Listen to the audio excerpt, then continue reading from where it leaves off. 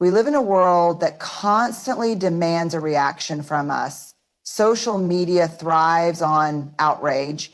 Relationships often seem to require explanations, and society teaches us that responding, whether through words, actions, or even emotions, is necessary to prove our point, defend ourselves, or make others understand.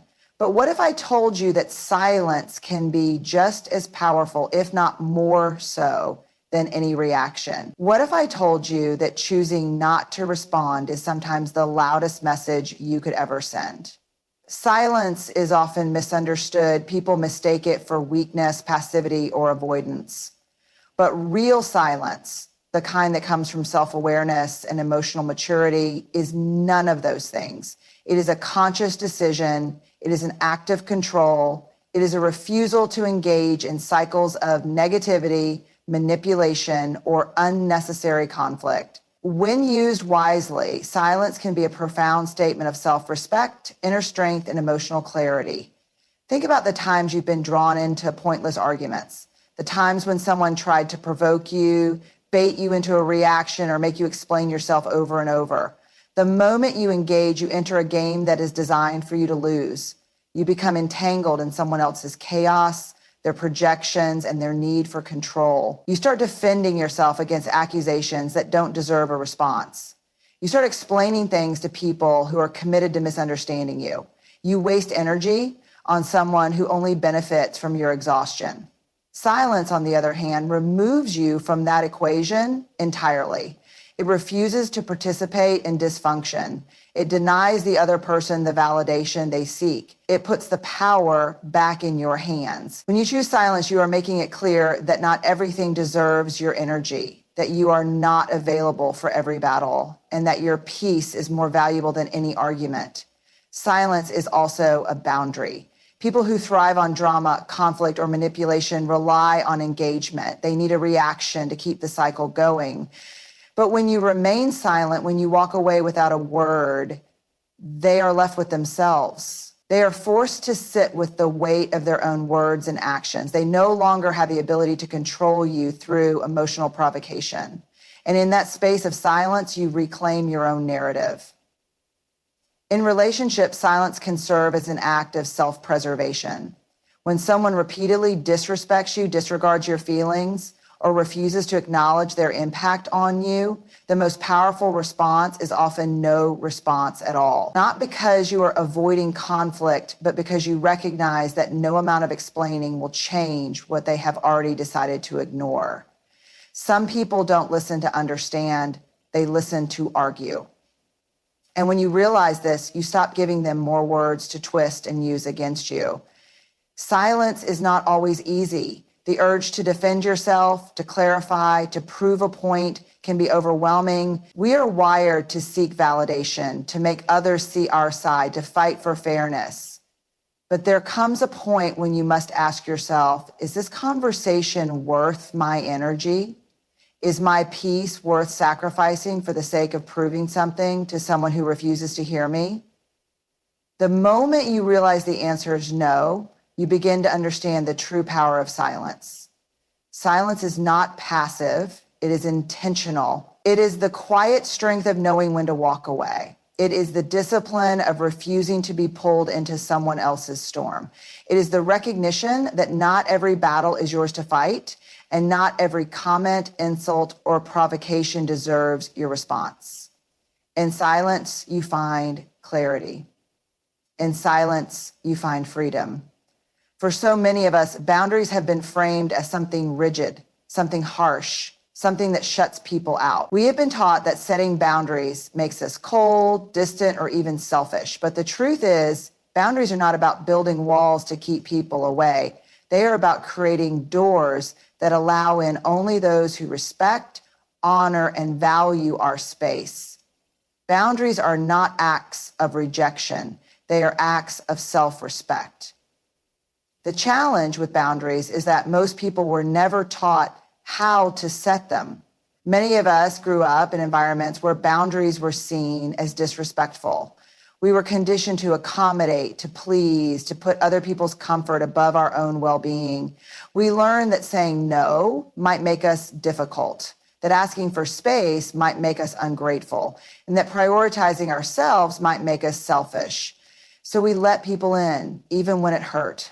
We made excuses for their behavior, even when it drained us. We kept the door open for people who had no intention of respecting the space we created. And in doing so, we lost ourselves in the process. Boundaries are not walls, because walls keep everyone out, good or bad. But a door is something you control. It can be opened, closed, or locked based on what serves you. It is a conscious choice about who has access to your energy, your emotions, and your presence. Some people deserve to be welcomed in with warmth and trust. Others should remain outside, not because you are punishing them, but because they have shown you through their actions, their words, or their consistent disregard for your needs that they do not respect the space you have created. The hardest part about setting boundaries is the fear of how people will react. There will always be those who get upset when you begin enforcing limits, and that's because they benefited from your lack of them. People who respect you will respect your boundaries. They will understand that love and connection do not mean unlimited access to your time, energy, and emotional labor. They will honor your need for space, for rest, for distance when necessary. Those who resist your boundaries, who guilt you for setting them, or who try to manipulate you into lowering them, or showing you exactly why those boundaries needed to be in place in the first place. Boundaries are not about shutting people out. They are about letting the right people in under the right conditions. They are about protecting your peace without apology. They are about recognizing that you are not responsible for managing other people's expectations, emotions, or entitlement to your time. When you finally begin to set boundaries, you may notice that some people fade away. Let them. The ones who truly belong in your life will adjust, not because they have to, but because they value you enough to respect what you need. Creating boundaries does not mean you don't care. It means you care enough about yourself to ensure that you are not depleted by relationships that take more than they give. It means you are choosing reciprocity over obligation. It means you are recognizing that your time and energy are sacred, and not everyone deserves unlimited access to them. Some people may call you distant, some may call you difficult, but those who truly understand will see it for what it really is, a declaration of self-worth. There will always be people who expect you to be available at all times, who believe that love means sacrificing yourself for the sake of their comfort, but love without boundaries is not love. It is self-abandonment. You cannot pour from an empty cup. You cannot be everything for everyone while neglecting yourself. The more you honor your boundaries, the more you teach others how to treat you. The more you respect your own limits, the more you cultivate relationships that are built on mutual care rather than obligation. The more you use your door wisely, the more you ensure that those who step inside truly deserve to be there. Healing is a journey, but one of the hardest lessons to learn is that some environments, relationships, and situations are simply not designed to support your growth. No matter how much you want things to change, no matter how much effort you put into making something work, there are places that will only ever remind you of pain. People who will only ever pull you back into old versions of yourself, and cycles that will keep repeating as long as you stay in the space that created the wound in the first place. It is natural to seek comfort in the familiar, even when the familiar has hurt you. The mind plays tricks convincing you that if you stay long enough, things might shift. That if you love harder, explain better, or simply endure, the same space that caused your suffering will somehow become the space that heals it. But healing does not happen in places that require you to remain the same. It does not happen where you are constantly reminded of your past pain, where the same patterns play out over and over again, where the people around you refuse to acknowledge their role in the damage. You cannot mend your heart in a relationship that continues to break it. You cannot rebuild your confidence in an environment that constantly makes you question your worth. You cannot find peace in a space that feeds your anxiety, and you cannot grow in a place that forces you to shrink. Healing requires space to breathe, to reflect, to rediscover yourself outside of the roles and expectations that have been placed on you. Sometimes that means leaving behind places you once called home, relationships you once believed in, and identities you once clung to. It is painful, it is uncomfortable, it feels like loss, but what you are losing is not your path. It is the illusion that staying would somehow lead to healing. Walking away is not weakness, it is not giving up, it is choosing yourself in a way that may feel foreign at first. It is understanding that love is not supposed to hurt, that security is not supposed to feel suffocating, and that healing is not supposed to be a constant battle against the very things that wounded you. There is a reason why wounds heal faster when they are exposed to fresh air instead of being constantly reopened. The same principle applies to emotional healing. The longer you stay in a place that continues to hurt you, the harder it becomes to believe that healing is even possible. One of the biggest obstacles to leaving a harmful space is the hope that things will get better, that people will change, that the environment will shift, that the circumstances will align in a way that finally allows you to heal while staying exactly where you are. But real change, the kind that leads to true healing, rarely happens within the confines of the spaces that created your wounds. It happens when you remove yourself from the cycle entirely. It happens when you step into the unknown, when you allow yourself to redefine what safety, love, and peace look like outside of the patterns that once kept you trapped. It is not just about physical distance. It is about emotional and mental distance as well. You can leave a toxic situation physically and still carry its weight in your mind. Healing requires not just walking away, but actively choosing new spaces, new perspectives, and new relationships that nourish instead of deplete you. It requires unlearning the idea that suffering is proof of love or that endurance is the same as healing. It requires trusting that even though stepping away feels difficult, what is ahead holds more potential for healing than what you are leaving behind. Some places will never allow you to heal because they benefit from your brokenness. Some people will never support your healing because they thrive on your wounds.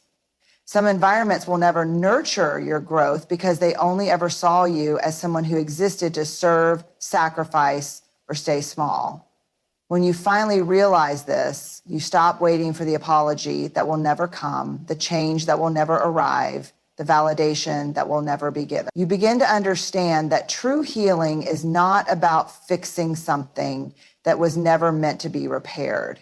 It is about stepping into something entirely new. Energy is one of the most valuable things you have. It shapes your experiences, your relationships, your mindset, and ultimately your life. Every interaction, every thought, every emotion carries energy. And whether you realize it or not, the energy you pour into the world is the same energy that comes back to you. If you constantly give your energy to chaos, to negativity, to people who drain you, then your life begins to reflect that exhaustion, that heaviness, that cycle of depletion. But when you start being intentional with where and how you invest your energy, everything shifts. It's easy to overlook the way energy influences your daily life. You wake up, check your phone, scroll through negativity, absorb other people's emotions before even stepping out of bed.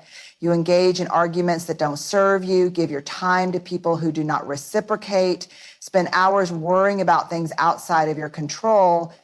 And at the end of the day, you wonder why you feel drained, why you feel disconnected, why you feel stuck in a loop of stress and frustration. It's because every moment, every thought, every interaction is either fueling your well-being or depleting it. Your energy is like currency. If you waste it on things that don't align with your growth, you will always feel bankrupt. If you invest it in resentment, grudges, or proving yourself to people who are committed to misunderstanding you, you will find yourself emotionally overdrawn. But when you start treating your energy as something sacred, you become more selective about where it goes. You stop engaging in pointless conflicts. You stop giving your time to people who only take. You stop allowing every inconvenience to steal your peace. There is power in protecting your energy. It does not mean ignoring problems or pretending that negativity doesn't exist. It means learning to discern what deserves your attention and what does not. It means recognizing that some battles are not worth fighting, some people are not worth convincing, and some situations are not worth sacrificing your peace over. It means realizing that you are not obligated to match the chaos around you. Just because someone is negative does not mean you have to engage. Just because someone is toxic does not mean you have to prove anything to them. Just because a situation is frustrating does not mean you have to let it consume you. The way you show up in the world is a reflection of the energy you carry. If you constantly live in a state of frustration, defensiveness, or exhaustion, that energy seeps into everything you do. Your conversations, your relationships, your creativity, your ability to see opportunities instead of obstacles, all of it is influenced by the energy you choose to hold on to. When you let go of the need to react to everything, when you stop pouring yourself into situations that do not serve you, you create space for clarity, for growth, for peace. Energy is not just about what you absorb, but also about what you put out into the world. If you move through life with a mindset of scarcity, believing that you are always lacking, that people are always against you, that nothing ever works in your favor, then your reality begins to mirror those beliefs. But when you shift your energy, when you operate from a place of abundance, gratitude, and self-respect, your experiences start to align with that mindset. You attract better relationships. You notice opportunities that once seemed invisible. You feel lighter, freer, more in control of your life. Everything is a reflection of energy. The people you allow into your life, the conversations you entertain, the thoughts you feed, all of it creates the reality you experience. When you become intentional about protecting and redirecting your energy, you start living in alignment with the life you truly want. You stop feeling pulled in 100 different directions. You stop feeling like you are constantly fighting against the current. Instead, you begin to move with purpose, with clarity, with the kind of energy that doesn't just get you through the day, but actually fuels your growth, your joy, your peace.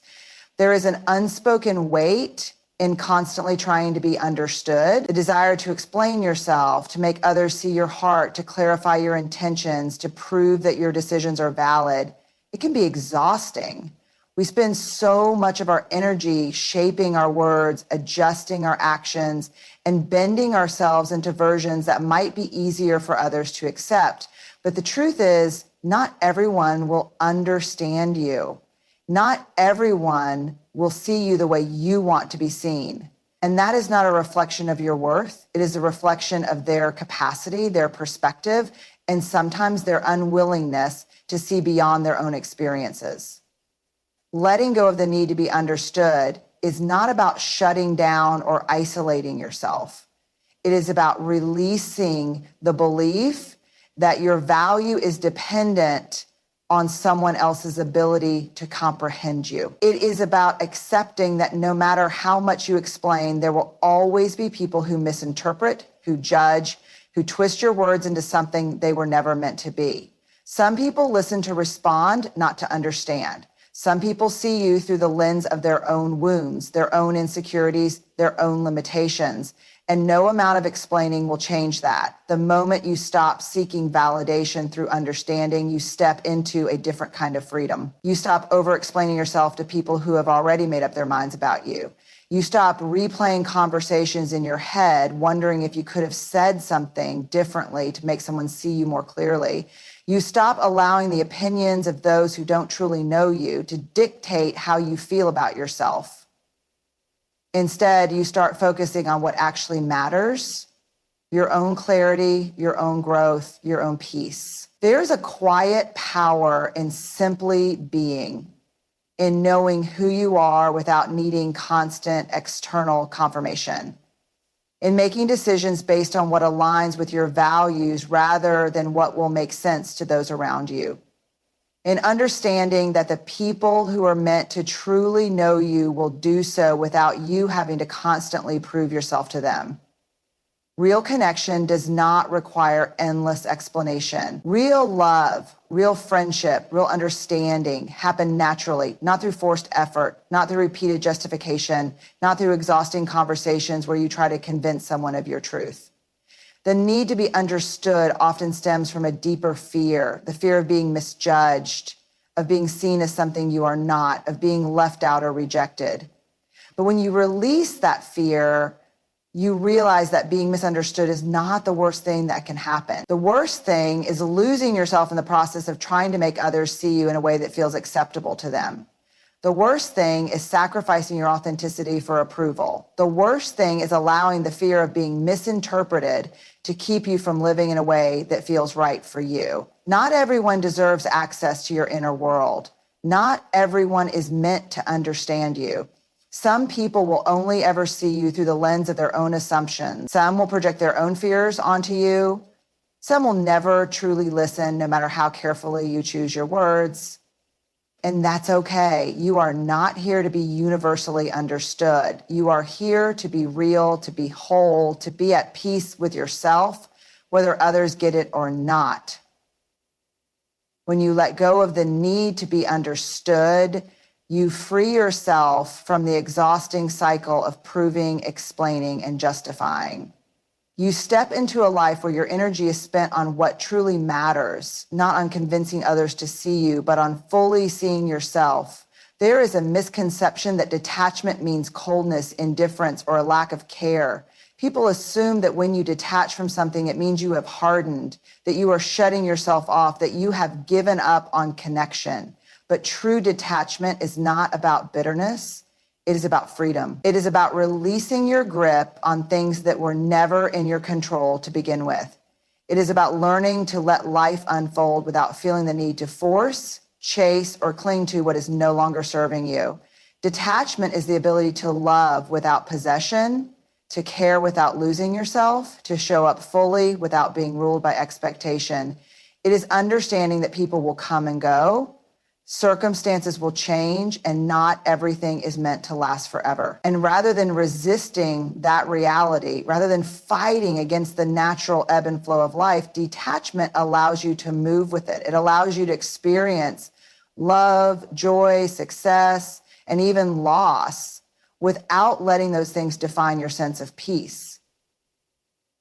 One of the biggest causes of suffering is attachment to outcomes, to people, to validation, to things unfolding exactly the way we think they should. We attach to relationships believing that their presence in our lives determines our worth. We attach to careers believing that success in a specific way is the only proof that we are good enough. We attach to control, fearing that if we do not orchestrate every detail, things will fall apart. And in doing so, we create our own suffering. We grip too tightly, we resist change, we take everything personally. We exhaust ourselves in the pursuit of stability that can never truly be guaranteed.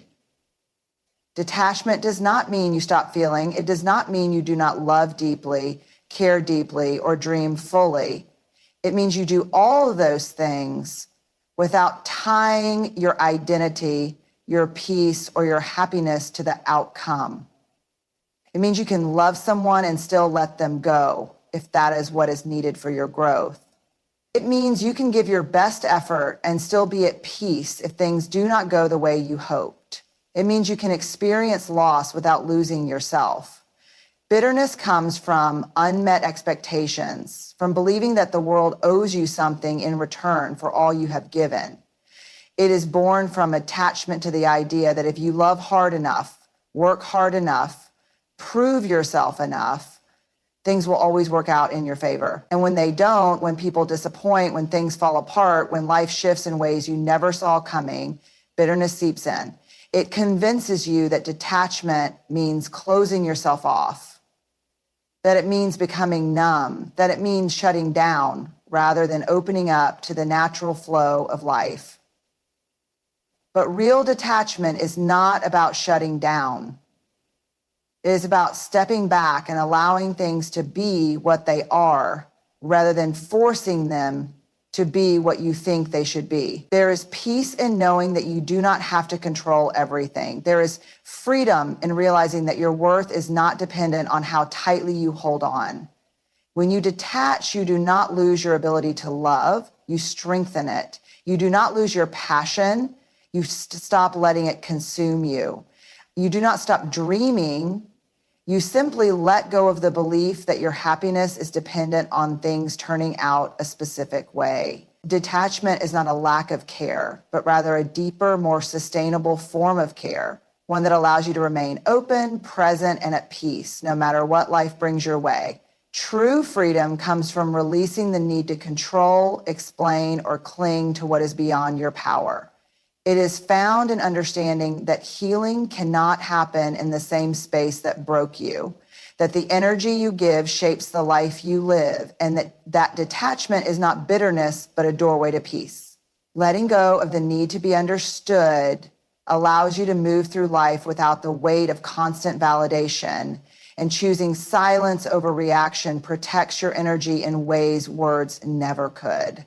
Boundaries are not walls to keep people out, but doors you control, deciding who has access to your peace. The journey to self-growth is not about convincing others of your worth or forcing things to align. It is about stepping fully into yourself, knowing that real power comes from what you choose to hold on to, and more importantly, what you are brave enough to release.